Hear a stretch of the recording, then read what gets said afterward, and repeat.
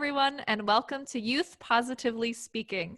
My name is Paige Ewing, and I work with Prevention Resources as the multimedia specialist for Positive Youth.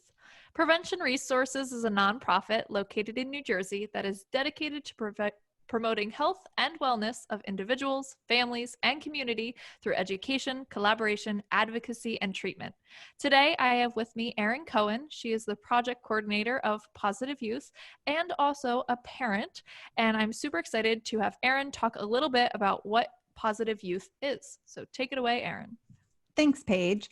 The Positive Youth Initiative is focused on building countywide capacity to reduce substance misuse among youth 9 to 20 years old in Hunterdon County. This is a 5-year grant that we got about a year ago, and we have started meeting with kids and having our positive youth groups. And we've realized that our youth have a lot of things to say. They're amazing, they're smart, they're brilliant, they're resilient. And so we really thought having this podcast would allow for their voices to be heard.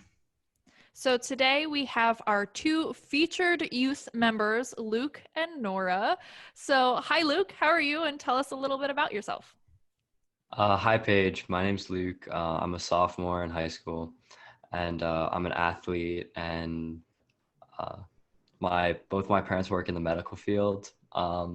My dad's a chiropractor. My mom's a physical therapist. She works with elderly, and it's a little stressful dealing with them going out with the possibility of getting COVID-19 and then having to deal with patients in the medical field. So stress. Yeah, absolutely. Thanks, Luke. And Nora, how are you? And tell us a little bit about yourself too. Hi, Paige. So my name is Nora. I am a junior in high school. Both my parents are in the education field. My father is actually a guidance counselor at my high school, which makes this whole transition a little bit easier going into the hybrid schedule and full virtual schedule. I'm a bit quirky. I'm all into minimalism and wellness. So having a platform to speak on like a podcast is great, and I'm grateful. Well, thank you both for coming on our podcast. And as both Luke and Nora mentioned, so right now it's September, and that is always the time that school is back in session and back to school stress starts. But we are also in the time of COVID-19, and so there's that additional stress on top of it. So today we'll be talking about back to school stress and how we can better cope with the stress in our lives. And to help us better understand stress, we have our expert for this episode, Lindsay Miskowitz. Lindsay is a licensed professional counselor and the clinical coordinator for the Adolescent Intensive Outpatient Program at the Hunterdon Medical Center. So welcome, Lindsay, and tell us a little bit about you too. Thanks, Paige. Thanks for having me. I'm really happy to be here. You did a great introduction. I am the coordinator of an adolescent IOP right at the Hunterdon Medical Center, and I've been there for about 7 years, but I've been working primarily with the adolescents for the last 5. So yeah, I'm here to answer any questions or try to help, give some input on just how to better manage your stress and what we can do to just kind of maintain and stay safe during this pandemic. Yeah, so Luke and Nora, you two go to different high schools. So could you each tell us a little bit about what it's been like going to school? Like, what is your model like? And then what has stress been like because it's so different? I'll start. So my high school has decided to make it so each week a different set of students goes in. So week 1, an entire set of students with the last names A through L will go in. And then the next week, a different set, M through Z. And it's tough on the students because not only are the classes now half days, so the blocks are shorter and we don't get enough class time. It feels like we're very rushed, like we rush to our class, and then we get like the first 10 minutes of class is used the teacher attempting to set up the Zoom links so that the students who are online still taking the class can get in and listen to the lesson. So we really only have about 40 minutes of class per day, like per period. And I feel like it makes it hard because teachers can't get enough work in, and you're not really getting taught the material you need to learn to pass the class. And although this is like the first month or two that we've been in school, it's still a lot of stress going from class to class because you're still not used to your schedule, which class you need to go to next. And it's just different. Now, some teachers are staying home and they're teaching all virtual. And that's difficult too, because you don't get I feel like with the virtual and wearing the masks in school, you don't get the face-to-face interaction with your teachers, and you don't get like this experience, and you don't get the knowledge that you would get taught on a normal basis. And it causes, at me at least, a lot of stress because I'm a very social person. I like to have conversations, have debates, ask questions, and it's just difficult through a computer to interact and through a mask to interact. And it just causes stress, student to student. You don't really get to make friends because my school, at least, we don't have lunch, and we're not allowed to have time in between classes as a break. So we go straight from class to class to class, and then we get back on the bus and we go home. And there's no like downtime to be able to talk to your friends, which I feel is like one of the best parts about school is being with your friends. And which is why the main reason why I'm not going 100% virtual. The main reason why I'm going into school is so that I can see my friends and the friends in my class, because we have to not only wear masks, but sit 6 feet apart.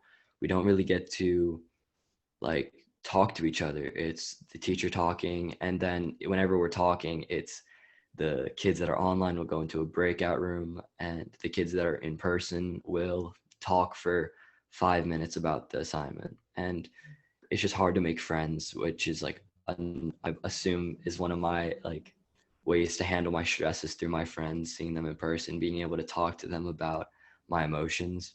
Mm-hmm. So that's how my like school year so far has been. That's how the transitioning from normal school to the COVID-19 experience has been.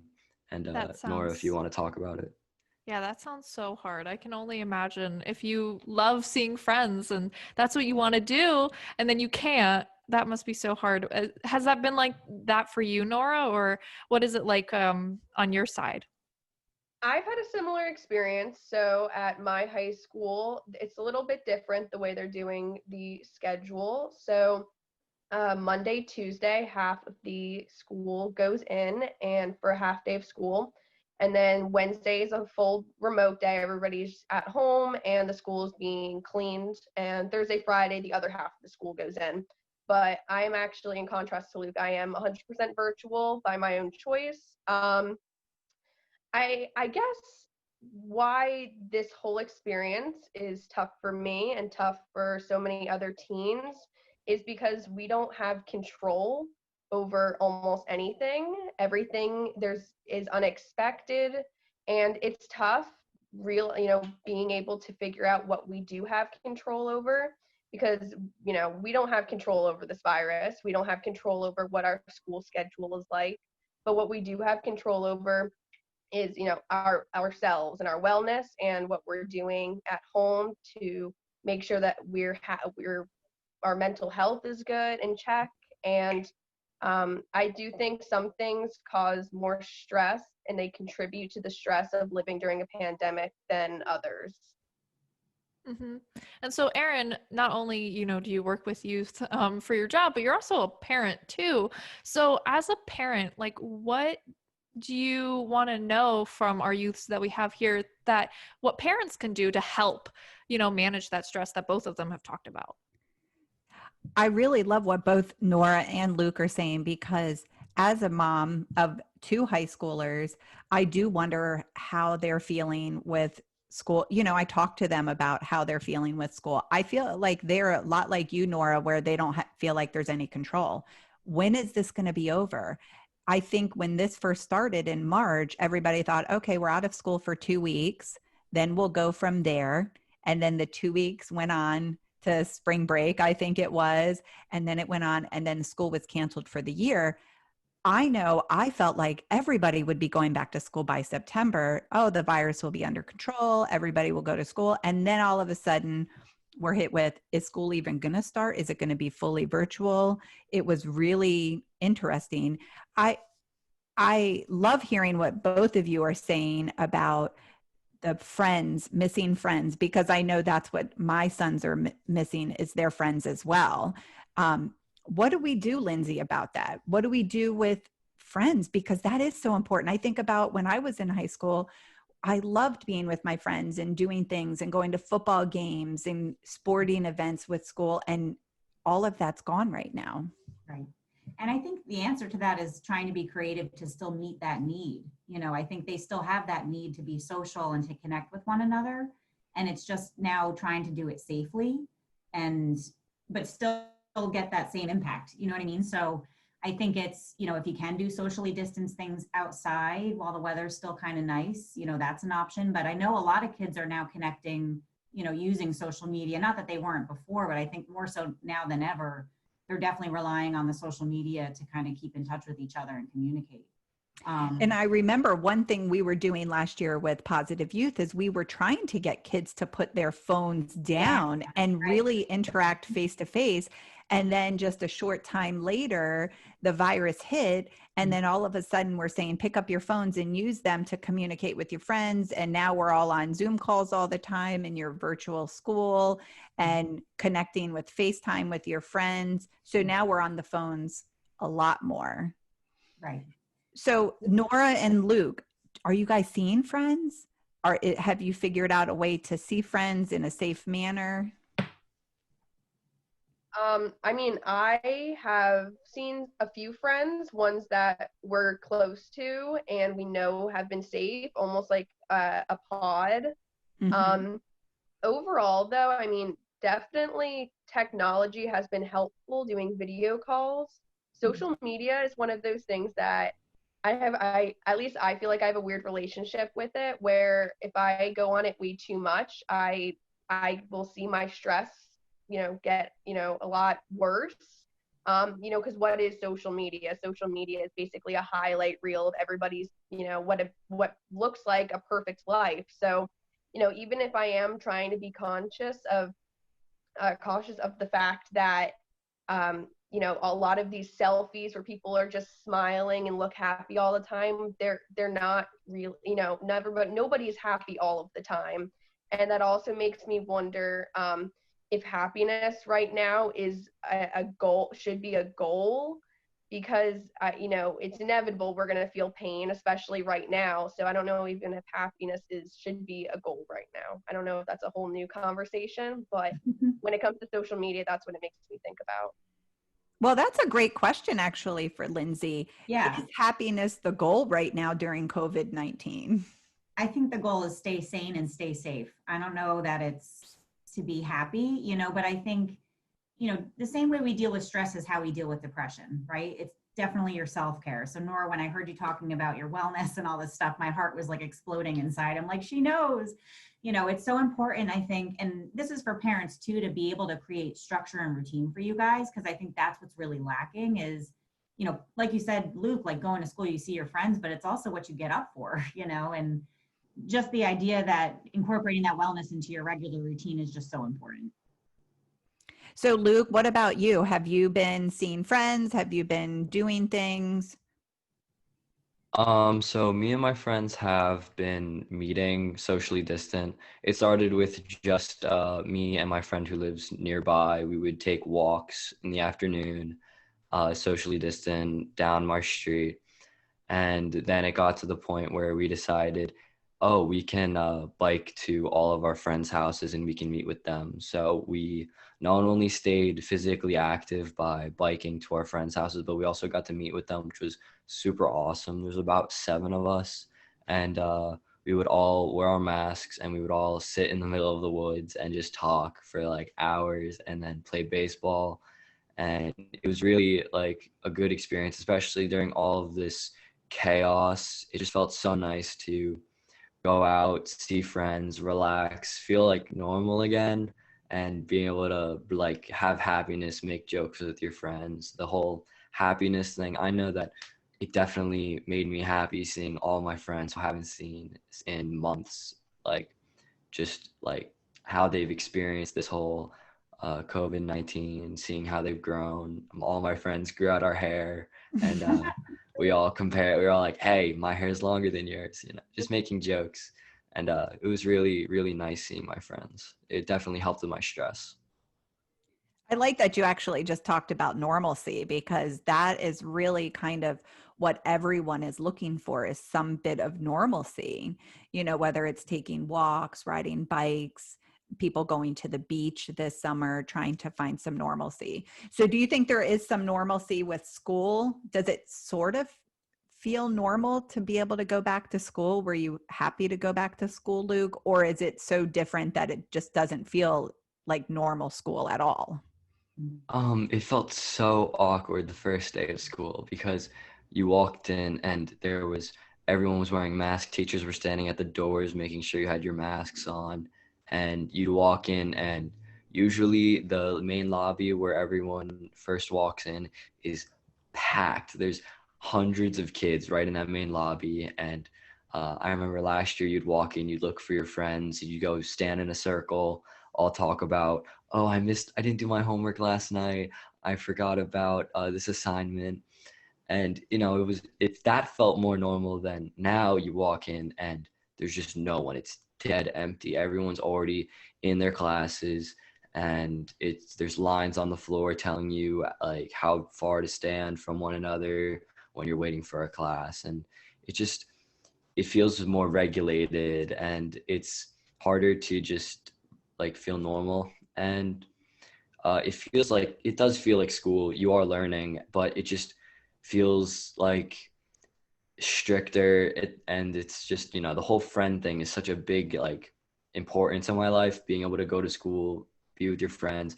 So the schools like feel so empty that there can be like tumbleweeds rolling across the floor. And like I want to see everyone back to normal, but I feel like we need to slowly transition back to it, because now it's kind of getting normal. It feels normal to walk into school and just not talk until a teacher asks you a question. I feel like that's the first time I talk in school, is when the teacher asked me something. When last year my friends would be like, "Hey Luke, did you do last night's homework? Can you help me with it?"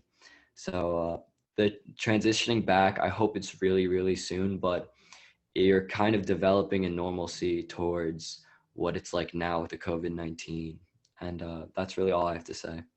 Well, Lindsay, that actually just makes me think, what is it going to be like for us? I mean, what do we expect to feel, do you think, when it comes time when things are normal again? I mean, the question is, when are things going to be normal again? So I know for right now, we're just kind of taking things one day at a time. I definitely expect a lot of anxiety if things are to go back to normal. I think this is also kind of creating a lot of social anxiety, having people be apart. It's like weird to see people in life again. I know even for myself, like having been apart from so many people, you start to get more nervous in those situations. So I definitely expect a lot of anxiety.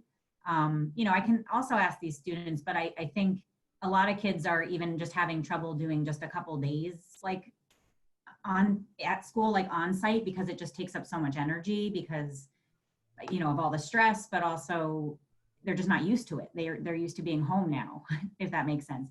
So I think when we come out of this, I think people are going to have that residual anxiety and just fear, and just, it's going to take a little bit to get over that social anxiety, if that makes sense. When we're going back to seeing people and Right. It gets overwhelming and we are tired, and Right. what should we do to cope with that? Should we learn the signs for our body if we're tired or if we're feeling anxious to step away? Mm-hmm. Absolutely. Every person is going to be different. There's people that are more introverted versus extroverted. So some may just bounce right back and be very excited about it. Luke sounds like one of those kids. He's like raring to go. He wants to be with his friends. Nora, you seem like you're connected obviously to your friends too, but I don't know if maybe you're more introverted than Luke and like you're okay with having more of the alone time. So I think, based on somebody's temperament, it's going to be a different experience. But for those that may be more introverted and it does kind of overwhelm them, I think it is important to be able to take a break, to be able to take a step back and kind of rejuvenate yourself, so whatever you do that rejuvenates you, sometimes it's taking a shower, sometimes it's taking a walk. Exercise is huge for your depression, for stress relief, for all of that. It energizes you. and sometimes it's watching comedy or hanging out with your friend, like, talking to your friend on the phone or something like that. So like I said, it's important for everybody to, yes, identify if you're getting overwhelmed. And if you are, think about those things that can kind of empty your emotional bucket and rejuvenate. And I think, Lindsay, you bring up a really great point about chronic stress. Mm-hmm. And so the hormone that actually initiates the body's response to stress is called CRH, and it's found in the brain. And drugs of abuse also stimulate this CRH hormone. So stress can actually cause changes in your brain like those caused by addictive drugs. Mm-hmm. And so this kind of suggests that some people who experience this chronic stress that some people might really be going through right now, maybe in the long term more vulnerable to drug addiction or drug relapse. So that's why coping mechanisms and also, finding when that point is to seek professional help is so important right now, because stress can impact you so heavily. So for you two, we'll start with Nora. What has been some of your best coping mechanisms when you find out you're getting stressed? What do you really love to do to help you cope with stress? So this is something that has changed for me more in the past year than ever. This whole year is actually, although, there's been so much craziness, it's actually been quite transformative. So before this year began, I told myself I was going to focus on wellness. I was going to focus on, trying to live more intentionally. And, going into the pandemic, obviously I needed to really figure out a way to keep myself engaged, keep myself motivated to get out of bed. And one thing that's really been helping is turning off the phone, because it is something that I do tend to start scrolling on for hours and hours. Trying to get back my, reading and, watching, documentaries, that's stuff that I'm really into. And certainly what Luke has been saying, seeing friends, even socially distant, has been really, really helpful. Luke, are you playing sports right now? Are you doing extracurricular activities? Still seeing friends? What is it that you're doing right now to help things? So like to help my stress like lower, to like make myself feel normal, feel stress free. I have sports almost every day, and so some things we're doing there: wearing masks, staying 6 feet apart, practicing outside, working on strength building, doing runs, and staying like virtual runs. My coach will tell us to run a mile from 9 o'clock to 9:30. So or like run whatever distance he wants us to. And it's upsetting not being able to see my coaches every day and not being able to have them in the back of my head yelling at me to run faster. But it is definitely relieving my stress doing sports. And another thing that I picked up to relieve my stress is instruments. So I every time like I felt stressful, I would pick up the guitar, play the guitar, learn something new on the guitar. And it like the feeling of accomplishing the goal of I want to learn a new song on either the guitar or the piano or the drums, and just being able to accomplish that goal just like makes me feel better. And then I'll like run over and be like, hey mom, look, I just learned how to play this country song you like. Hey mom, listen, I learned how to play this rock song dad likes. And it my entire family's musical. It makes like all of us feel a bit happier and a bit like less stressful, just like sitting and listening to me play or listening to my younger sister sing. And it's just awesome being able to have that way of family, being able to relieve your stress, because right now the only thing, like, you're hanging out with your family more than ever. Like we used to not be able to have like family dinners because I'd be out at sports practice, my little sister would be at dance practice, my older sister would be helping out some youth choir at the church, and my parents would be at work. So we all did dinner whenever it fit our schedule. But now, because of this COVID-19, we can sit down, all of us, every night and have a family dinner. Each person will make a different meal a night. And like, well, it's it really helps our family bonding and just having a family meal. And I feel like that's definitely brought my stress levels way down. At the end of the year last year, before all this COVID-19, like you felt stressed out about every single assignment because you were so anxious about school being over. You just felt like the year never stopped. And now, like, there's good and bads about the COVID-19. It's awful not being able to do what we used to, but now, like, it showed me that family means so much more than I thought it did. And having I close friends. love that. I Yeah, love that, Luke. And I'm going to tell you, as a mom with 3 busy boys at home, being able to slow down has been amazing. That was my favorite thing about when COVID hit, was slowing down and not doing as many things.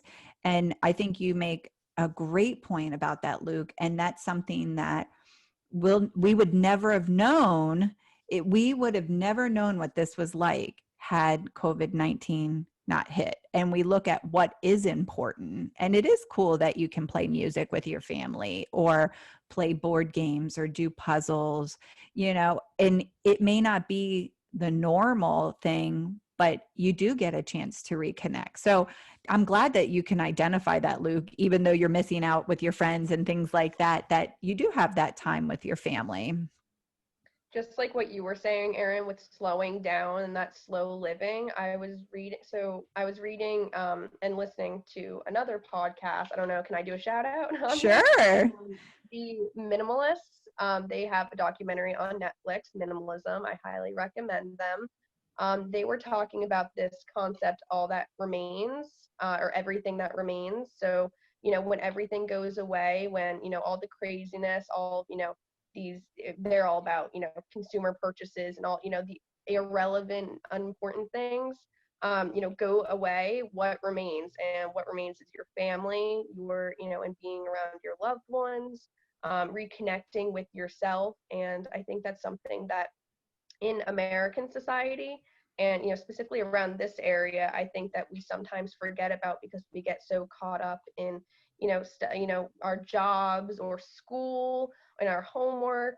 And I think that was one good thing that this pandemic allowed us to do, was reevaluate how we're spending our time and our values. I was just going to say that is like the silver lining, I think, for a lot of people, is just the connecting with their families again. Because, when COVID hit, there were a lot of teenage suicides going on in this county.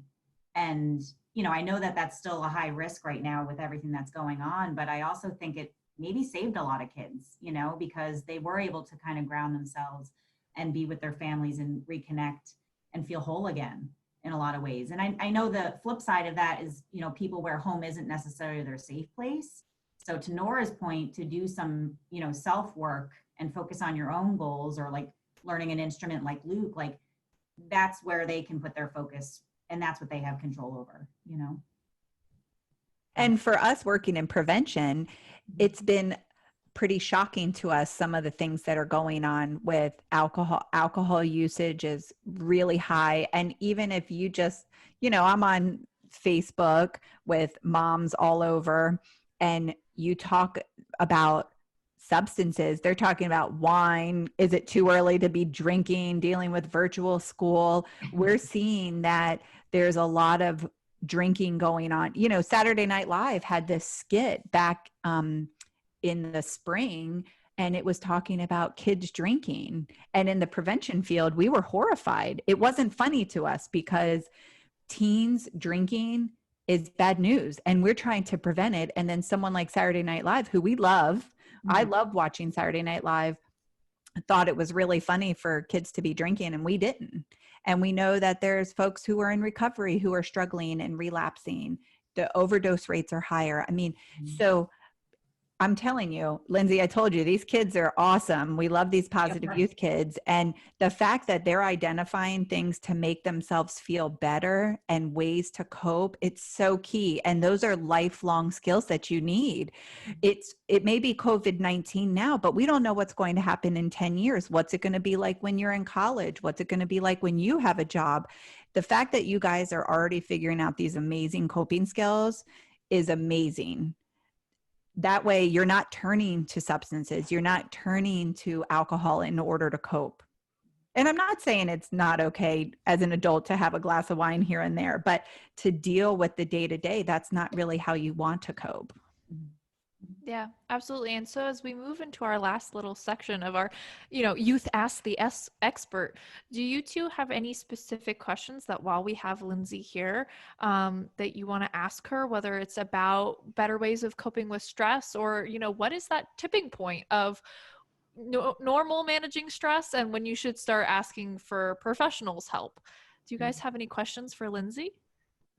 I'll ask a question. So, like kind of what you were saying, like at what point when you feel like every day is stressful, at what point do you think that teens and adults should see someone to help manage their stress? That I would say if you start to notice that you can't function in some area of your life, that is when it becomes an issue, right? Or a problem.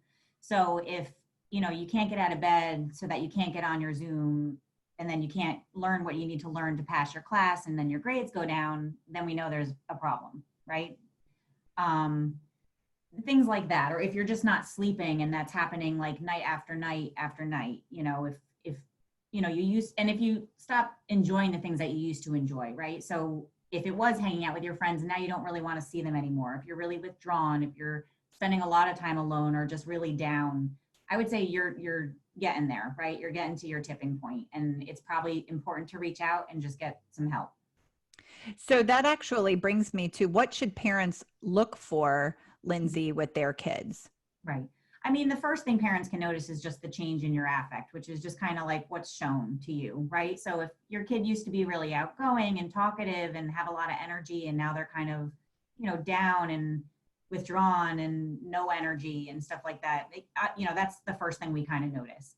But it's also just, changes in their normal habits or just their behaviors. So if they're starting to get really irritable or lashing out a lot, when we're stressed and we're anxious about school, like that's usually how it comes out, right? We come home, mom says, "What do you want for dinner?" And you're like, "Get away from me." Like, "I have so much homework.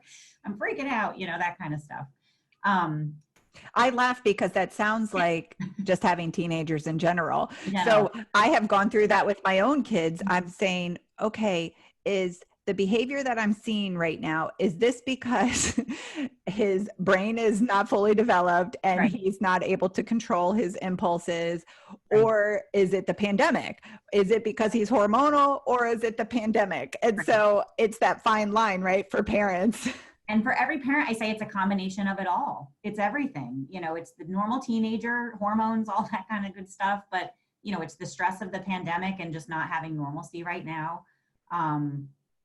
And yeah, so I think it's definitely like the length of time, if that makes sense. So once in a while, if your kid's getting irritable or in a mood or whatever, they'll bounce back out of it sometimes, right? Like they won't be like, And that that's okay. It's And okay to be in a mood. Absolutely. I mean, so are we, right? Like Right. we're adults and we have moods, right? And our feelings are there to tell us something, right? Like any feeling that we have is basically trying to help us in some way. So, whether that, if we're really irritable and maybe we're tired, and maybe that means we need to nap and we need to just recuperate a little bit, right? So it's paying attention to that.